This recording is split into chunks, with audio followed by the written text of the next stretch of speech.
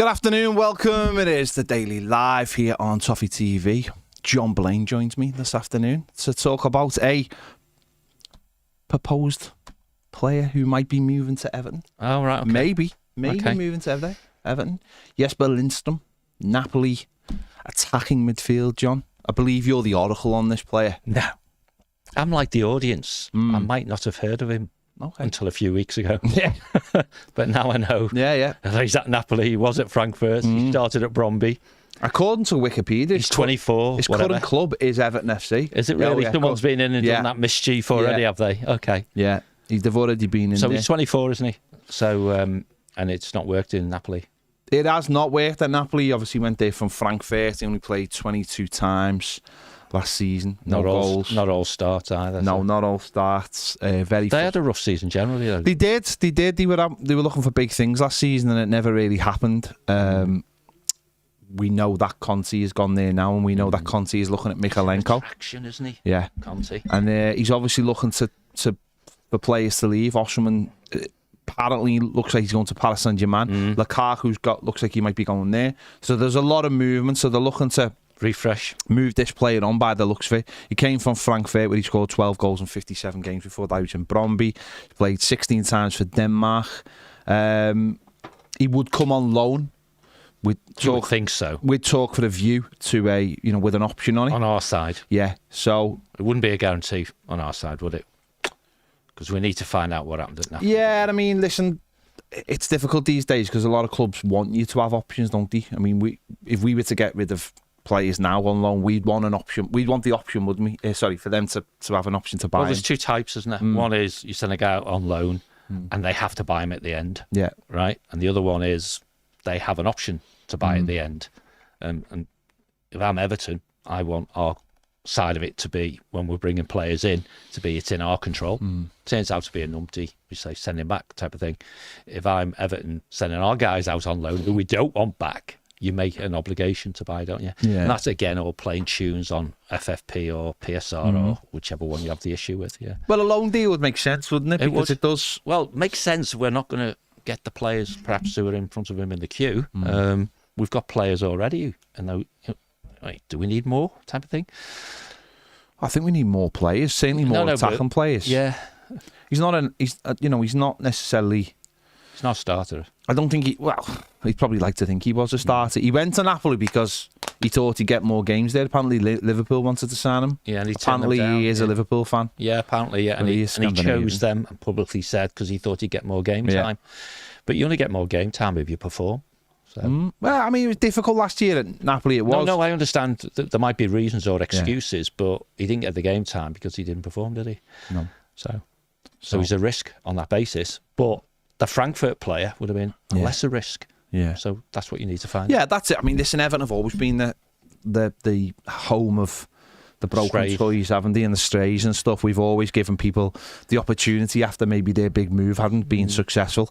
He can play on either wing. He can play as an attacking midfielder. He sounds perfect for what we need, whether he's good enough. That's what a loan move's there for, Was it isn't the it? Euros?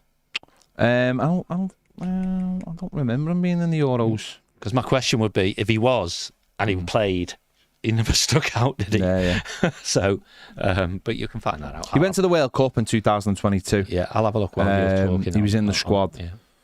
Yeah. Made his debut in a major tournament at their opening game against Tunisia. But he's played 18 times for them. But I haven't. Sorry, he's played 22 times for them for Napoli and 18 times for this country.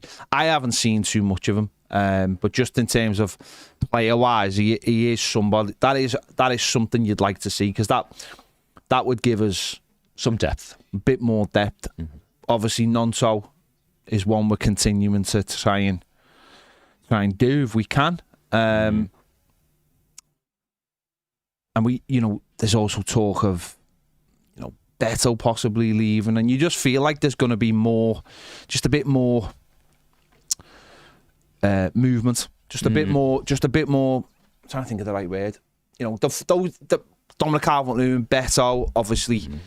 Potentially could be leaving. You've only got Chimiti then. You want to get the players in behind them. So it's the more we have, the better it is. Doesn't look like he made the Euro squad. So. No. But I think, don't get me wrong, I hope this is if we were to get him in, I'd like to get it's not someone instead of Gnonto. I think we need to get someone like Gnonto in with pace, and someone who's a bit more of a sort of attacking midfielder, can play wide, is another option. But I think someone with actual pace has to be our first choice. Yeah, and that because it's something we are lacking, isn't it? And we've talked on this channel for months, if not years, about profiling players, right? And around physical, technical, and attributes. And physical ones, which we lack seriously, is pace. And that the game is getting bigger players, isn't it? Yeah. I mean, I think we got a short on MTAG. You know, like Serbia's average height in the Euros was like 6'2" or something. You know what I mean? So the days where even a very technically competent player, below a certain level of physicality, could survive anyway. You've got to be exceptional now. So what is he, 6 foot or something? 6 foot, So, and we were one of the taller sides in the Premier League already. So we've got the physicality. Let's add some pace. And we know we've got some skillful players already, and you can't have too many of them either. So no, and I think he plays... shopping to a shopping list that know what you want. And if he ticks the boxes, that's what you want from your recruitment team, isn't it? This guy fits the profile and might be able to get him either on a loan, and then if it turns out that we end up with a Frankfurt player, not the Napoli player, that we've already banked, in the deal, an option for us to buy at a price that we're happy with. And if it turns out he doesn't deliver, then he goes back to Napoli and they try and do it again. So, well, according to Steve P in the comments, who watches a lot of football, he's played Italian football. He's played the last 50 games. He's played 44 as an attacking midfielder and 6 on the wing. Okay, that's what I didn't see him as a wide player. Yeah. But that's interesting, isn't it? So, and obviously with then Dye coming in, and obviously you've got the Corey, but the Corey can drop a little bit deeper. Until he gets a contract, that's where he'll be. But again, it does give us. That's the interesting thing. If Dele is getting a contract and you were to bring a lad like this on loan, and listen, who knows if we are? It just says there's interest. And Everton might be keeping their options open, because a lot of times what you have is, we've been doing this for a very long time, is that 1 minute you're linked with loads of players, and then the next minute they all just fall away, and you're like, what happened there? Where are all those players we were linked with? And it's, you've got to have options, haven't you? You've got to, Dele could be an option, but the manager might be really looking at the pre-season. What you can't do, and last time we were on, me and you, because I remember sitting here and you saying it, was it yesterday or the day before, particularly about Gnonto, you can't let it fester. Yeah. So this could be something as trivial as, allowing some journalists to promote some interest, so that you're saying to Leeds, don't take too long.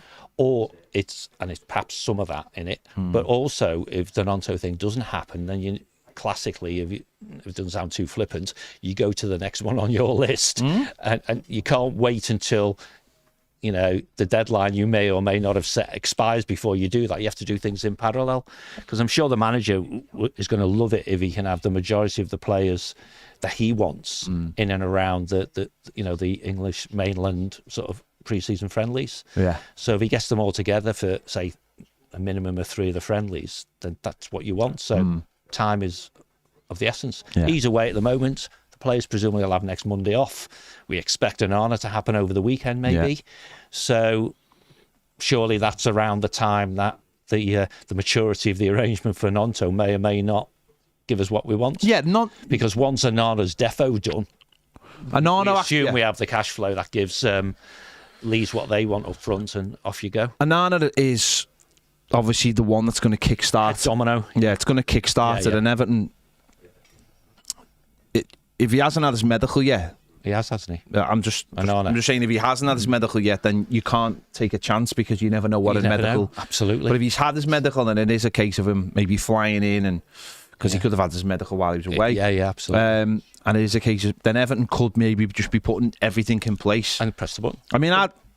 I always like it when they know a player's going, and they almost put a little stop on it to make sure they get 1 or 2 in first, just to soften that blow. To avoid the potential of getting a bit of a interest on like a bit of a premium on your buying price because they know you got them. But it also softens the blow for the fans, I think, as well, especially if they're losing someone. He's gone and these two have come in. Yeah, these two are coming in. And, is that what you said the other day? Look what you've... Yeah, don't look over there. The fella walking out the door. Look what we've brought in. That's the future. That's the past. That's gone. He wanted to go. These two wanted to come, right? Yeah.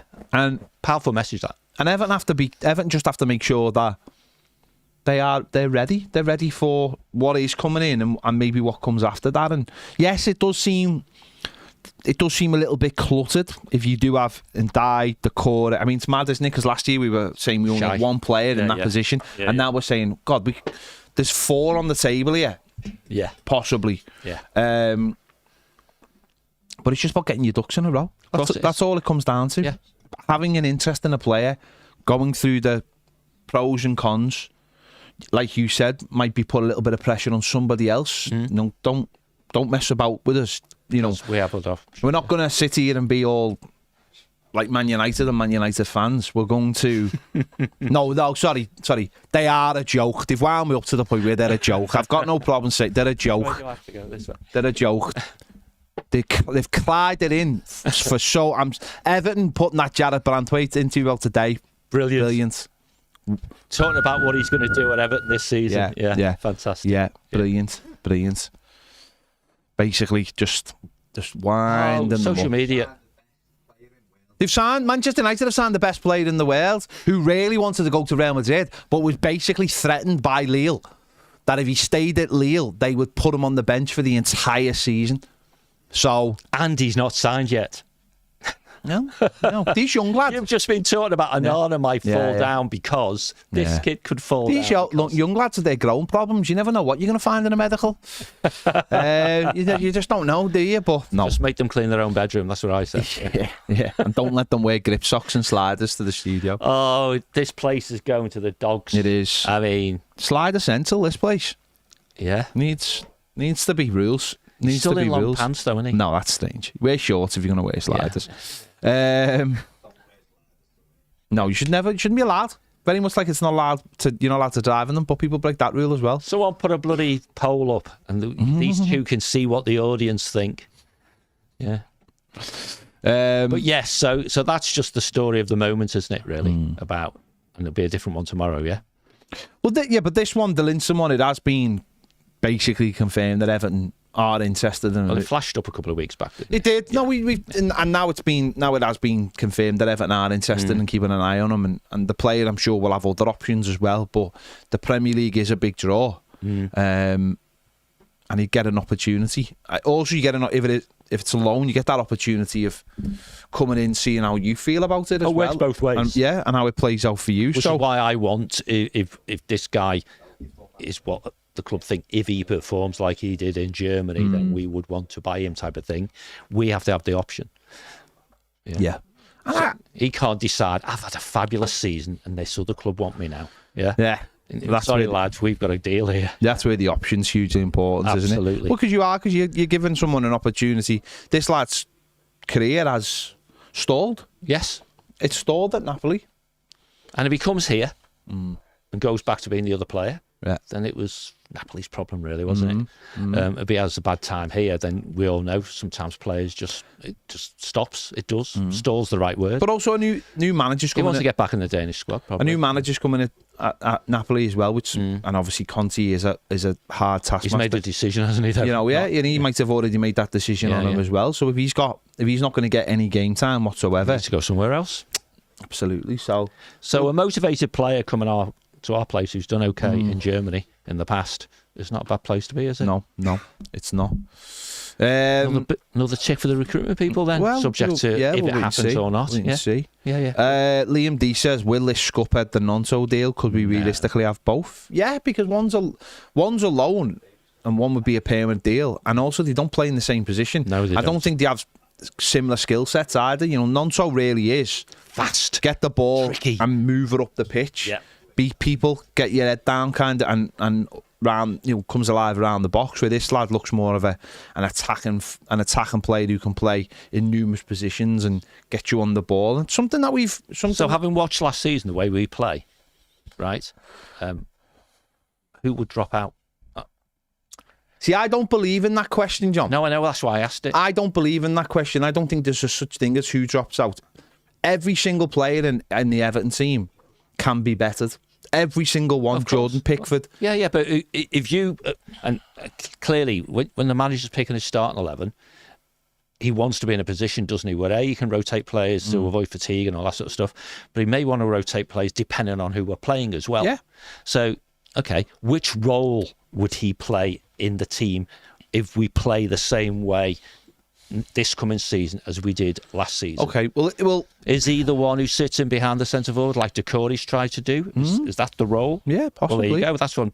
Possibly he could play in that. And that allows Decore potentially to play further back where perhaps he arrives late and is better anyway. Yeah, but it also gives you the option of having... It also gives the option of having maybe having three behind the centre forward who are a little bit more attacking. Well, you're doing a 4-2-3-1, aren't you? You've got that option. This lad looks like he wants to take people on. He wants to go from in to out at times. He wants to beat people. So is there a position in the team right now? The problem with us is we move the ball so slowly that we don't get into those. Well, that's part of what must be the uplift for this season's style, isn't it? To move faster. Yeah. You know, the general shape and style of play might be very similar, but just done that little bit faster. Yeah. And to be fair, I mean, every single player in the attacking third, their positions up for grabs. It really, because they're not. Of course it is. They're not. This idea that Jack Harrison is always going to play is amazing. This idea that Dwight McNeil's amazing. It's just myths. They're absolute myths. If people genuinely sit there and watch those two plays and think that they are top half, top 6, top 7, top 8 Premier League footballers, they wouldn't get into any team in the top 8. I don't think those two players. They play for us for a reason. They're at that level, and we want to get to the next level. So we can bring in players who are that next level that push those players as well. That's exactly what we need, isn't it? Well, that's what you want throughout your team. Because James Garner, you could do that same speech for James Garner. So this guy would come along potentially thinking, you know what, actually, there's 2 or 3 players there who I can demonstrate to the manager are more worthy of a first pick than they are. Absolutely. But then we may find that James Garner can up his game, or that McNeil can up his game, because all of a sudden there's competition. It's what we've had for a number of years, isn't it? The left back is rock solid. There's no one really, you know. So he has an off game, and he might think he gets picked next time anyway. Yeah, you know. And it's all about the marginal gain stuff. If you just even think the manager has choices, you will perform that little bit better.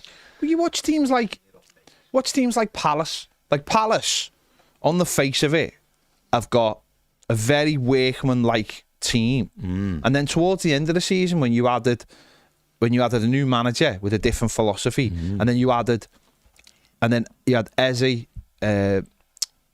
Michael Olise, who obviously is gone now. You had Mateta in good form, and suddenly the way you looked at that team was completely different. What did they win the last 5 games or something? Yeah. But they looked a completely different team, didn't they?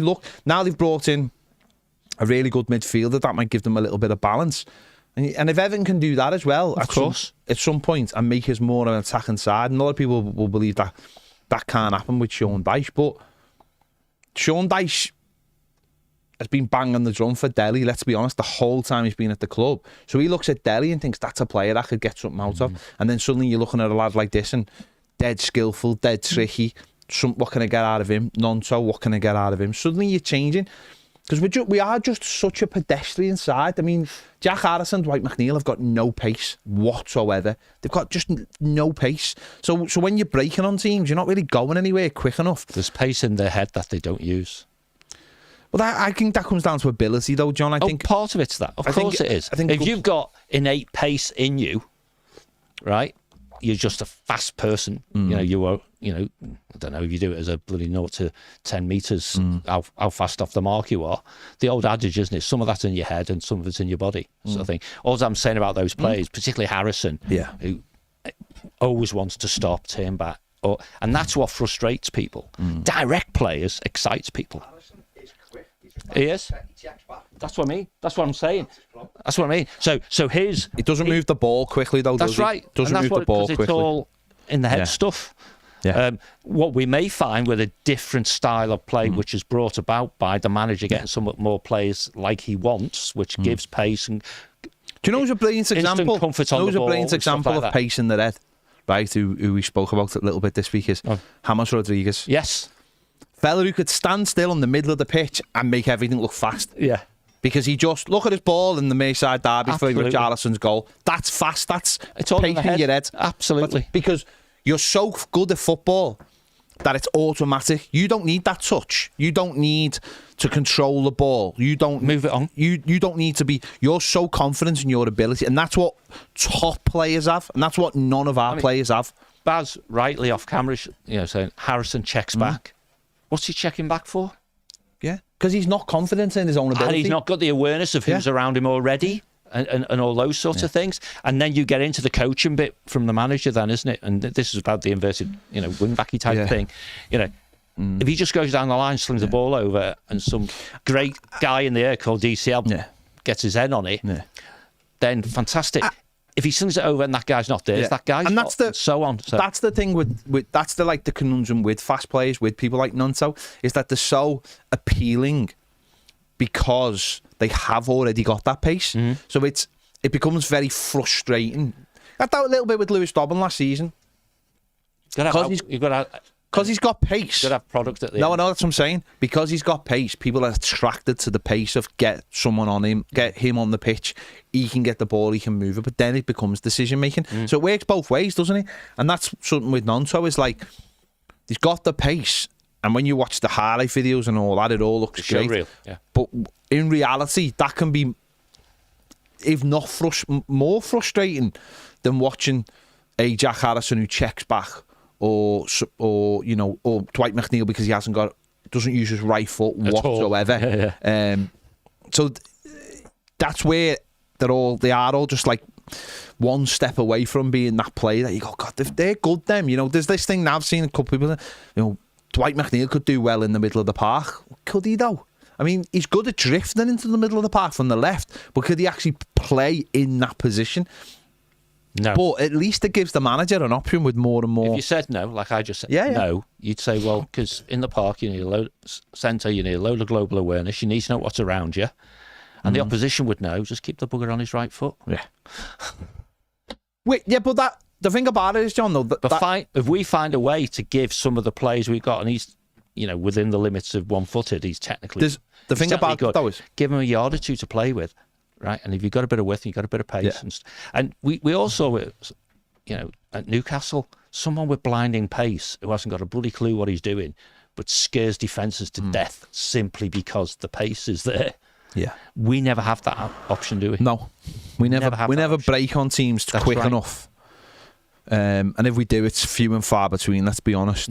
But think about Dwight McNeil being there's plenty of one-footed footballers out there, by the way. Some of the best players in the world have been one-footed. But it's how you manipulate that ball, isn't it? I mean, Dwight has a nasty habit of doing his going round the circle string to get away from people, whereas people who are generally one-footed can manipulate the ball so closely with, the greatest player in the world, or the greatest two players in the world, were predominantly left-footed, and very little else.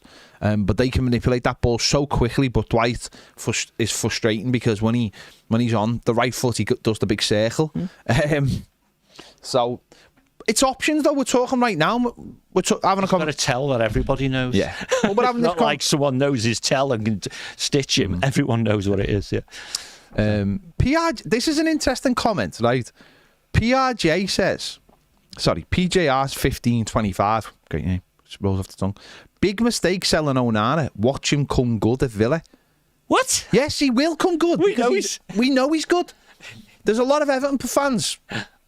Don't believe he's good. We believe he's very, very good. And that's the point, isn't it? The point is he will come good because he's a very good player. That's and he will look even better with better players around him. He will. Particularly players with movement and players with pace. But you know what? Even if he doesn't look good, he will do the job that Villa want from him. Oh, absolutely. And the job they want from him isn't the same job as what Everton want from him. No. And that's the thing. I rate Onana. I think John's Baz. I'm there. We rate Onana high. In fact, we're a little bit disappointed at the fee. Yeah. But it's what better have kickers on it, yeah. Yeah, it better have sell-ons and all kinds on it because we think he's a very, very good player who just happened to be playing for the wrong football club or with the wrong manager, whatever it is. Time. Yeah, but you don't come good after being sold for 50 million, by the way, either. So, that's true. Fantastic player, honestly. He just doesn't do what we think a player should do, or some people. But he genuinely is a very... I look at his numbers after every single game, and I just, when I do the player ratings, and I just look at them and go, oh, Jesus, that many tackles, that much ground covered, that many passes completed.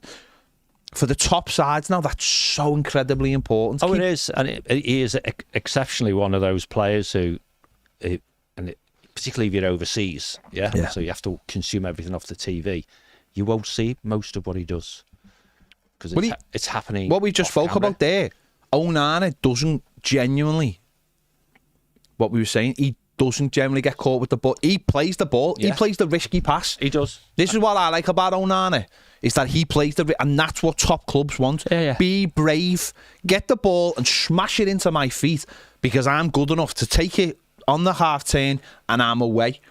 Whereas, like we've been talking about Everton far too many times played a safe ball back to the centre-backs, across the back four, doesn't move through the midfield rapidly, players on the half turn, it's too set, and that just comes down to... Makes you predictable. It does make you predictable, and it means that players can get people behind the opposition, can get men behind the ball, and that's why Everton had to be so good on set pieces last season, and had to be defensively so good. It's because the level of our player it only takes you so far, and actually the manager got a lot more out of this squad because of those. All those players will play better when we're playing with more confidence, and we'll play with more confidence and we have a good start of the season and we don't suffer, the points deductions of previous years. The ownership thing's changed. Yeah. It's all in the space of perception changes faster than reality, doesn't it? Yeah.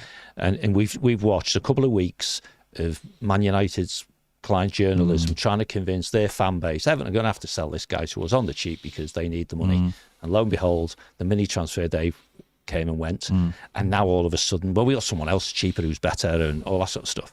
The same applies with the team. Yeah. The opposition managers expect us to be slow. They expect us to have low ball retention. They expect us to spend most of the time on our own last third, even when we've got the ball, and so on. That gets corrected reasonably early, and reasonably early can be as soon as they've just got a guy with pace. Yeah. And then it comes on the first day, he's starting. So it's not what it was. Yeah. And I just think some of those players you've called out, like Harrison and like Dwight McNeil and others, James Garner perhaps is another one, might not be slow, but he's single-paced to a large degree. They will all look better in a more confident team. And maybe a more expansive team which stretches the pitch a bit. Because all what Dyche is doing is trying to compress it, isn't it? Because it's safer. You need to be a bit bolder to open it up a little bit. Yeah, 2 comments just on Onana on different sides of it. Steve P says, Ghana will never be capped by England, in my opinion. Onana's a regular Belgium international, yet people don't rate him.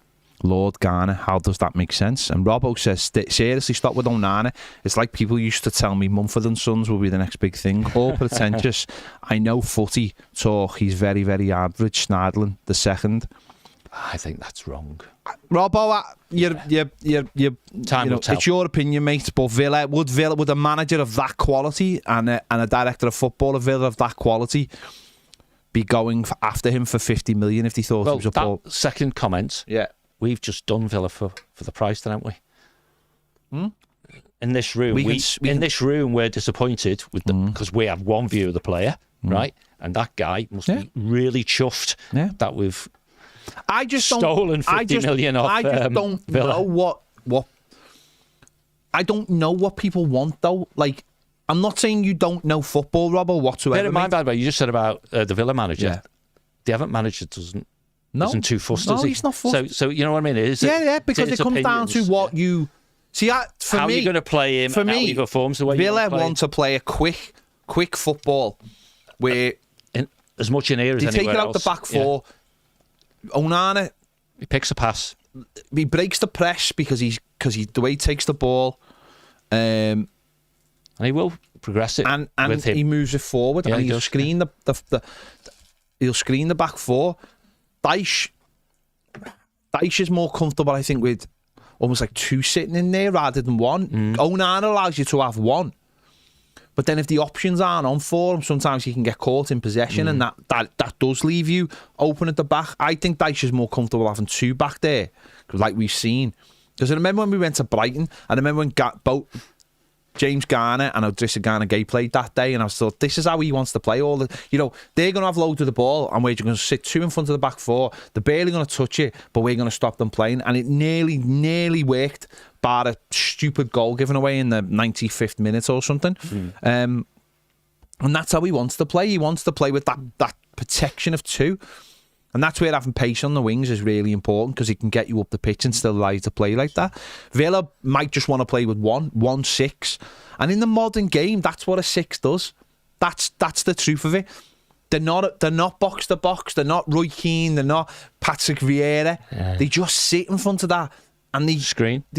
And it can be. And I'm not saying you don't know football at all, but if you watched Belgium weren't great, but if you watched what he did for Belgium, that's all he did, and he did it well. And I think he got in the team of the tournament with their possession stuff.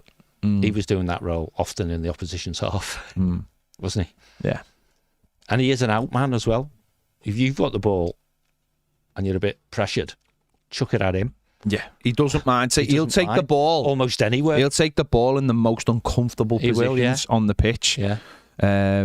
Time will tell. Yeah, of course it will. He's going to step up and play in the Champions League, isn't he? And once again, that's a big step up for him. He talks the talk, but listen, he's going to be Villa's player by the end of the week. It doesn't really matter, does it? We don't have to have those conversations. No. I think the situation in the penalty shootout against Fulham allowed people who don't necessarily like his style of play or he like him. He will have learned from that. Yeah, but you do remember those moments, don't you? Yeah, and then we attach the consequences of that moment to what happened afterwards and so on. Of course, people forget that Idrissa Gana Gueye smashed one off the post though to actually lose the game for us. There's different. It is what it is. I'm not going to tell anybody whether their opinion is right or wrong on players. We all just have different viewpoints of what we want. The biggest thing is, like you said, one manager doesn't want him, and a Champions League manager. Yeah. And you know what? Which is just popped into my head mainly because Baz was talking. Baz sees a different game than me. Yeah, because he sits at the side. I sit behind a goal, but a different goal that you sit from. Yeah. And we all have a similar view of this player. Yeah. Yeah, so... No, yeah. It's all opinions. It's all opinions. Steve Kelly says, right, lads, hope you're both well. Hi, Lindstrom's best position was playing as an attacking midfielder for Frankfurt. Only 2 starts for Napoli. See, I told you it was only 2 starts, didn't I? We're talking about appearances. But the Italian league is very hard to adapt to. That would leave us with 4 number 10 potentially. Hello, Ronald Koeman and Steve Walsh. I know that's what I was thinking before, Steve, but I suppose it's just about... But they're the same but different. I suppose it's about just keeping... Because if Delhi doesn't work or doesn't happen, let's just say, then you've got 3.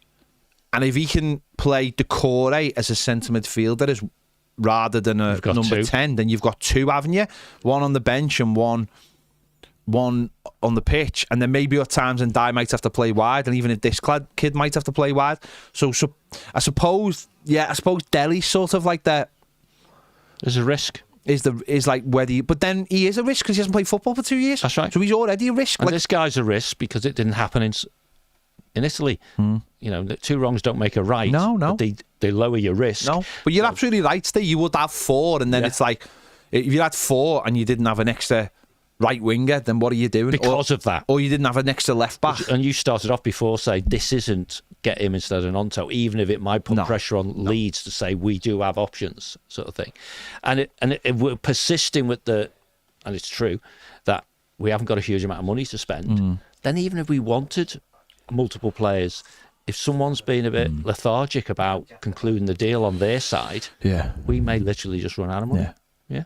RM, I'll have to pull you up on this. Ooh. Moot point, Onana, he never wanted to be at Everton. I mean, that's literally not true, is it? Because he had the choice to go to West Ham and never went to West Ham because Everton came in for him.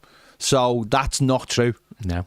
He literally chose Everton. He had. And for an overseas player playing in London would be far more attractive, wouldn't it? Yeah, he chose to come to Everton because he knew he'd get game time. Wanted to play under Frank because who wouldn't? Yeah. There you go.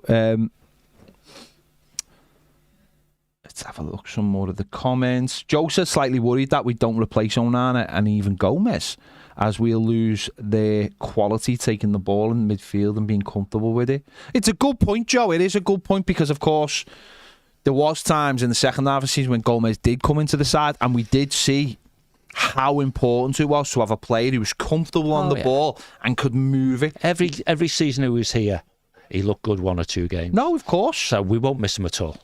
No, I think what he's saying is that but you need a player. You need a player who can do that, who can move the ball. Right. As I said before, Onana had no issues being the out ball in very tight circumstances. We haven't got anyone else. And he would be faithful. Who will take that responsibility. Yeah, and that's... Yeah. And the arrogance of the man, which is perhaps part of the thing that Dyche doesn't like, is what makes him say, just give it to me. Yeah. You know? And we need players who really want the ball. Yeah. Don't go hiding. And I'm not talking about hiding when you're getting battered. No. I mean hiding when, I've got 2 men on me, don't give me the ball. You know? And Arnold just said, well, that's not a problem. There's only 2 of them. You know? And Gomez, he was just an enigma for me because he looked like a really powerful, strong player when he was given the ball. But off the ball, he was like, right, numpty. Yeah. Right. I've never seen a player where chalk and cheese between how robust he is with it and how pathetic he was without. It did help that. And he just had so much skill, technical skill, I mean. It did help when he played. He was a slow player who could mask his lack of pace as well. It did help when he played in Dyche's team because he did have 2 holding midfielders behind him. Sort of player where you have to say you're not going to get much defensively out of him.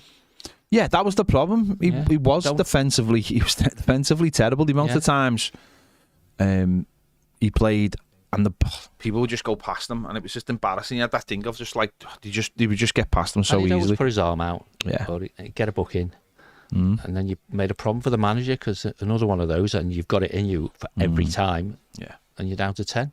Yeah. So it's a shame. Yeah. Something went wrong, didn't it? Because he used to be a box-to-box player and all sorts of things. But hey ho. Well, he had injury problems. Has he popped up anywhere yet? No. He'll be one of those sort of late in the window jobs. Ones. I imagine he's got a nice, probably get back to Portugal, won't he? He can pick a pass though, or even Spain, maybe. He can pick a pass. No, he was a nice, tidy footballer, but he just lacked something.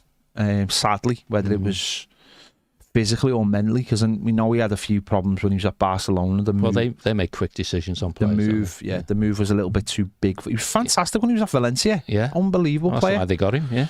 Yeah. Steve says, with Nonto, every time I've watched him play for Leeds, he was better on the left. Oh, don't be saying that. Don't be saying that, Steve. He also says Ghana for England. You're absolutely right, Steve. Ghana for England. He is, of course, the Birkenhead Pirlo. Matthew Barry says Onana might turn out to be a great player, but he's never going to be a great player in a Sean-based Everton team. He's always an investment and profit opportunity, and that's exactly how it's worked out. That's a nice reinvest and move on. Matthew, nailed it. Spot on, mate. You're absolutely spot on. Nailed it. No one, even us who really like him, we're not crying over it. We're not crying over it whatsoever because it was an investment. When we bought him, we went, he'd be gone in 2 years. I thought he was going to go last summer, but he was always an investor. He was always someone to give an opportunity to get some showcase in the Premier League, get some money out of him, and then move on. And if you come into situations with that mentality about some players, not all players, some players. I mean, I do think all players are transient. It's it is just like managers. And I think with some Everton players, they're not going to leave. So you do. There is that thing of like, I think that there's that with Dwight McNeil. Personally, this is my own personal opinion. I think people deep down know he's not. Is Everton his ceiling? I think he knows Everton's his ceiling, and therefore it's I'll run through brick walls for Everton Football Club. People are attracted to that. Therefore, it's give him extra kudos for doing everything he does. Whereas where a player like Onana, and people have sort of mentioned this in the comments, is there is that idea of he does want more. He said he wants more. And therefore we don't get attached, and it's easier to be like, don't like you. You know, like Onana misses the penalty and it's all on Onana, where someone else does that. It's like, that's football. No, it is. I'm saying fans, that's mentality, isn't it? That's how we adapt to. There is something innate where two players, one the fans will decide. I'll just make it binary. We don't like that player, and this other player though can't do no wrong. Yeah, you know. And James Garner enjoys some of that love of, for me anyway. He gets more credit from the wider fan base than perhaps his performances justify. Yeah, he mean it too. I just need to. That's because you mentioned Barcelona. No, he's poor. I disagree with the Garner Onana things. Belgium's competition in CM is not even close to England. Onana is a better player by a distance, but Onana doesn't start for England. See, I slightly disagree with Rice or Onana. No, because I think personally what England suffered from most in the Euros is not having retention. One. No, it's not having one. It's not having a number 6. Yeah, I'd have played John Stones number 6 for England. Yeah, we talked about that. Yeah, on some of the problem with England was they didn't have one player in midfield. Now I'm not saying that's Onana, but it's definitely not Rice. It might be Mathew. But England's biggest problem for me was they had 2 midfielders in the centre where they should have had one. And I think Onana would, if he was English, would be brilliant in that position like he would for... And that's what I'm saying. You need one player. Why would you have 2 players when you can have one player? So I think he would. If you have another player somewhere else, then. Exactly. You have more attacking play. Then you fit in Cole Palmer, or then it all works. Yeah. That was England's biggest problem for me. That's why I wouldn't have played Rice for England. I thought Rice was terrible. He had a poor Again, everybody, he's this and he's that. He had a poor tournament. No, he's not. Look at what your eyes are actually telling you. Stop. This was Gareth Southgate's problem the whole tournament. He wasn't looking with his eyes. He was thinking, he's brilliant. No, make some hard decisions, mate. So I think Onana as a number 6 would get in the England team, because I don't think there's many players you can sit in that. Like, listen, would he get in the Spain team? No, because Rodri is amazing, but Rodri has made that position. One player in there. It's what England have lacked. So it's why Man City are brilliant, and it's why Spain is brilliant. Is having that one player you can just sit and just dictate. Not saying Onana's anywhere near Rodri, by the way, but that's the point, though, isn't it? But the comparison you're doing is Rice and Onana. I'd seen someone, I think it was Van der Vaart, talked about it the other day, and he was on Dutch TV and he was just laughing his head off at Rice. He was just like, someone paid £100 million for him. Well, I was going to say, with Villa and Arsenal, right? Arsenal may get the look what you could have had, because they paid 100, didn't they, for Rice? Rice plays it, and then he changed. Villa have just got an honour for 50. Yeah. But he changed his position, didn't he, as well? Yeah. And Rice has become more attacking, and that seems to suit him more playing for Arsenal. Yeah, but that's not what they acquired him for. But I don't think he's a number 6, because he played in a not a single number 6, because he always played next to Calvin Phillips, didn't he? So Harrison says that's where Wharton. So if Wharton got in the squad, Onana would get in the squad. So it's fine. Don't worry about it. It's not hard. It's not our problem. It's not our problem. The Blues said Rice is fantastic as a box-to-box runner. He's not a deep line playmaker. There you go. That's it. And that's what football is changing all the time, isn't it? The positions are and it might be. It almost changes too quick for the spectator at times. You've just caught up what an inverted fullback it is, and then Pep does some other magic shit, changes it all around. You know, you know. Me and Baz about this the other week. Pep decided to invent the idea of not playing with the centre forward, and by the time everybody else had caught up, he bought the best centre forward in the world and went, you know, beds. Yeah. So football is always changing, and I think that's one of the things people don't like about it, sort of in a way. But it works throughout normal businesses. If you've got competitive advantage, by the time someone catches up with you, you've moved somewhere else, and that's what Pep's doing. Yeah. He still ends up with a Doku though, whose end game is not good enough. Well, look at Doku is. He looked better in the Euros than he looks for City. Doku is one of those players, though. If you're talking about people like Nonto, he's like that kind of player. That's why I brought him up. At the moment, there's loads of pace and there's loads of like edge of the seat stuff. Where's the product? 7 out of 10. Yeah, where's the product? 7 out of 10. Like I always listen to my dad when it comes to football because he knows more than you. Yeah, because he's watched so much football and he's watched the generations. And when he just watches football playing, he just goes. He just said, what does he do? Like, you know, he's dead like cuts to the. He'll just like cut through all the bump. And he probably said Rice loses the ball too much. No, but on Doku he just goes. What does he do? He just runs like he is one of those players. Was it against us? He makes it look like he's giving you a really hard time, but he's actually not. Nothing comes from it. Yeah. So but he will be though, because what he's doing for Man City, what he does, wearing people out. He's wearing people. Yeah. And then he plays a little. And this is what we saw with Jack Grealish. People go, oh, look at Jack Grealish, and it's not the same playing. It's like, yeah, but he commits players and then plays a nice little 5-yard pass, and what you find is there's 3 players unmarked because he's just dragged everyone over. So he does, yeah. England missed that as well. Yeah, but I do understand why he didn't go, because I don't think he had a particularly good season last season. But listen, the manager made his choices. He got to the final, but didn't have enough. Whether he would have had enough with the Jack Grealish in the side, we'll never know. We'll never know. And that spins all the way back again to you. Talking about Everton, you've got to be careful you don't have too many players who are just the same as each other. Yeah. You've got to have some variety. Absolutely. And if there's a wild card in there, pace often contributes to a wild card, doesn't it? So, yeah. Let's have a look. John says Onana's class. If we were reliant on John van der Veer, if we were reliant on James Garner to run boss our midfield, with a major doo-doo, vastly overrated. Not a fan of Mr. Garner, I don't think, John. But another one who's watched a lot of football from the mid-60s, so listen. You're talking about this top. This top's in our Toffee TV shop. Merch shop, yeah. So go and check that out. There is a link in the description if you want to check that out. Would I say Yeri and Garner were comparable? No. I think Garner can play in a 2. I don't think he can play on his own. I don't think he's got the physical strength to play on his own in front of the back 4. I think he plays well in a 2. And I thought towards the end of the season, against Brentford, I thought he had his best game for Everton. In there with the Jesper guy, I thought he got round the pitch really well. But he's not. I don't think he's big enough and intimidating enough and physical enough.